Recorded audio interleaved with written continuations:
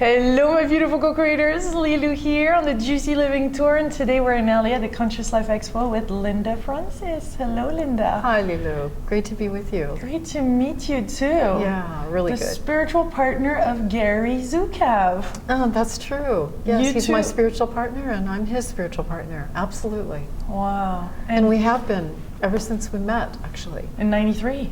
Yes. What was that moment Yes. When we met? Yeah. Well, actually, it was a very different experience. I'll tell you a little background so you'll have an idea of why I knew it was significant. Yeah. In 1979, I saw a book called The Dancing Woolley Masters. And I picked it up and started reading it, but I wasn't even interested in physics, so I didn't really understand why I picked it up. Mm-hmm. But when I was reading it, I was so excited about what physicists were understanding about consciousness. And I was really excited, but I didn't have anyone to talk to about it at that time. So 10 years later, in 1989, I saw Gary Zukav's name on a book, and I thought, whatever he writes, I've got to read it. So it was called The Seat of the Soul. So I picked it up and I started reading it, and I was so excited because everything in that book was so resonant with me. I'm not talking about in my head, I'm talking about just really resonant with me. I knew that it was true, even though I had never read it anywhere and no one had ever told me any of these things before. And I was so excited. I thought, okay, I want to live my life this way. I don't know how to do it. And I read about spiritual partnership in the book, and I was so excited. I could, really create a different kind of relationship with people, not just with a couple, but with everyone. But I didn't know how to do it. So I just started kind of practicing and doing my best to create authentic power, because that's what the book was about. Authentic power instead of external power. And all I'd ever known was how to create, I'll give you an example, try to create external power, because I thought the way you did things was you try to manipulate and control people. And I didn't think of it that way. I didn't say I'm manipulating and controlling. I just thought, well, the way I get what I want is to please people, or to get angry with people, or to get upset. I didn't know there was a different way, and I thought, oh, this is so exciting. There's a different way to do things. Yeah. So I began practicing, as I said, and then a few years later, I met Gary at a retreat that I was participating in, and he was speaking at. It was actually a week-long retreat that he was going to only speak for 1 hour at, and it was in Mount Shasta, California. And I didn't even know he was at the retreat. I didn't know he was going to be speaking, but when I met him, we were talking for just a few moments, and I knew something was happening that was different than usual. It wasn't a romantic kind of attraction to someone, or a sexual attraction. It wasn't anything like that. It was just like a knowing inside of me. I said, the words came, magic is happening. And I didn't know why, and I knew he didn't know anything about it, but I just knew it. And it was so funny because it was just such an odd thing to happen. I mean, I have met people that I knew, oh, I know you. And, a number of times it's happened where, well, I know that person. But this was a little bit different. And so my friend that was with me when I was talking to Gary, when Gary had come up to us, she said, we walked away from him, and she said, magic is happening. And I said, wow, how did she know that? And I thought it was a confirmation that what I'd heard inside was what was happening. But I didn't know what it meant. And then I started feeling really inferior. I had a part of me, which I would call now a fear-based part of my personality, become active, that felt so inferior. I thought, I can't talk to this man. He's written these amazing books that I could have never written, and I feel so like he knows so much more than I do. So I really started feeling that, and especially, I knew exactly where it was too. I felt it in my solar plexus area. It was so painful. And I realized, I felt that all my life. I felt inferior to many people all my life. And I also knew that I had an opportunity to change that in me. Wow. So I could go forward and see what would happen, not having any idea what would happen, and I could actually do something about changing that in me. Because before that time, I just thought that's the way it is. Yeah. But I just had a knowing, I could change this. So I could choose the opportunity that I was getting from the universe to go forward and see what would happen, not knowing. Or I could go back to my old way, which is feeling inferior and feeling like I don't deserve to talk to anyone that, I think is better than I am. Mm-hmm. But I didn't want to do that.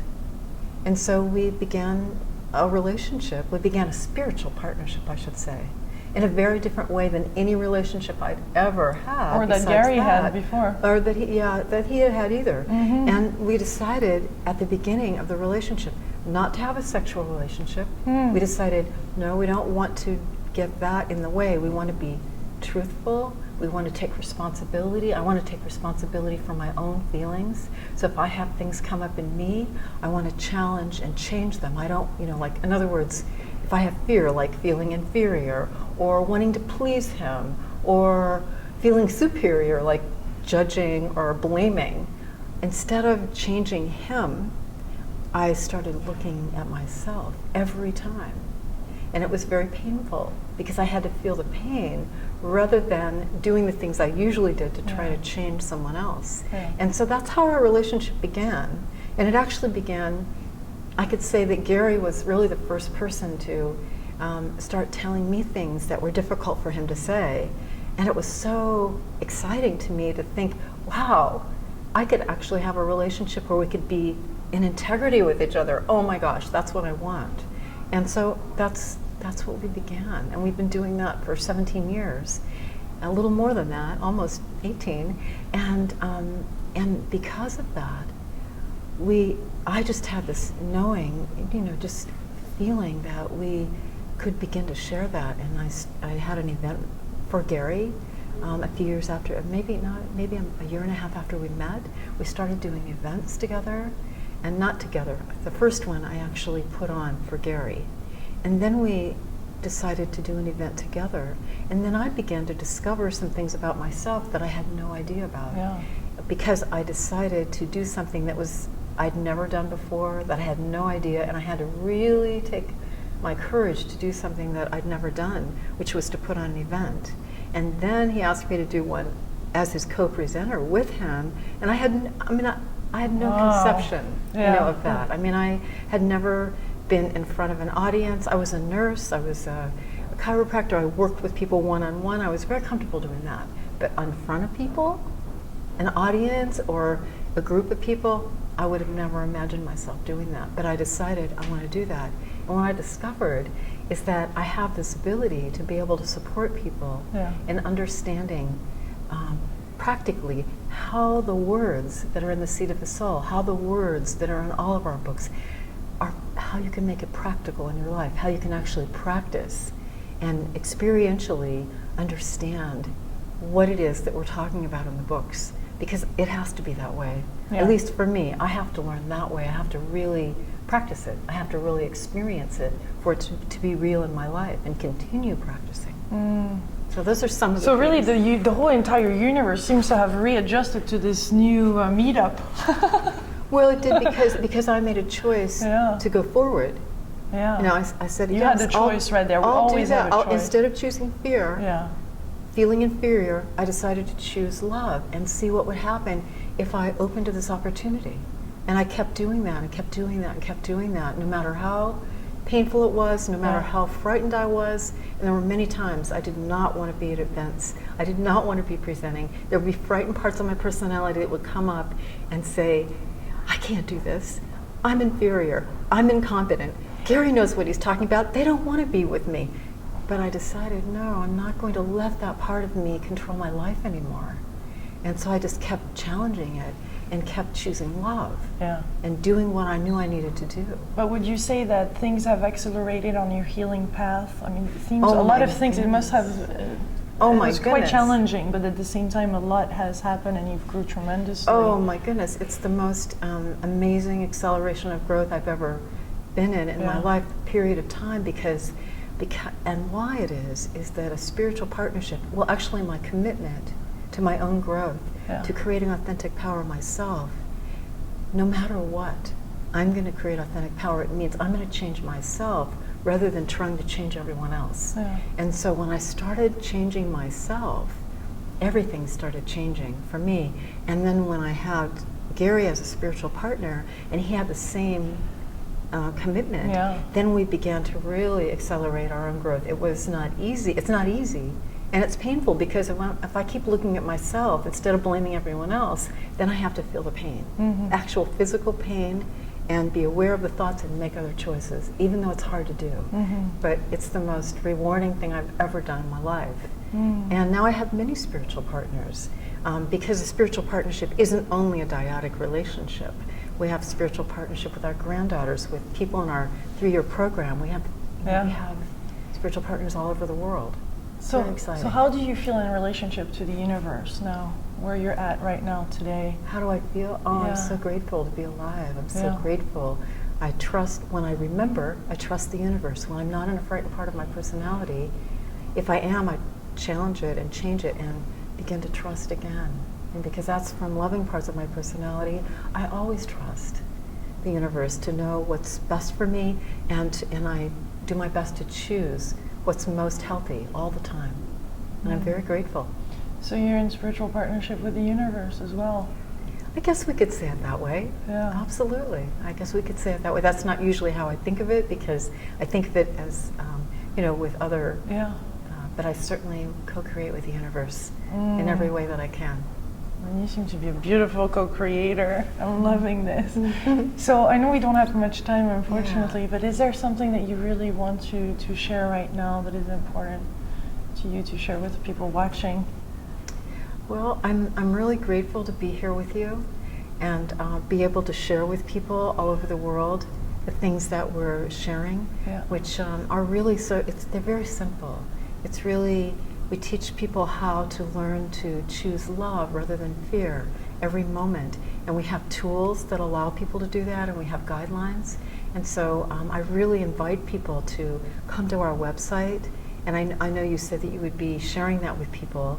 As many people as possible. And this is part of, and everybody watching right now, please share that with as many people as you can. This is how we reach a global awareness. Exactly, because there'll be people that'll resonate with what Gary, my partner, Gary Zukav, said on the interview. There'll be people that'll resonate with what I say or what we say together.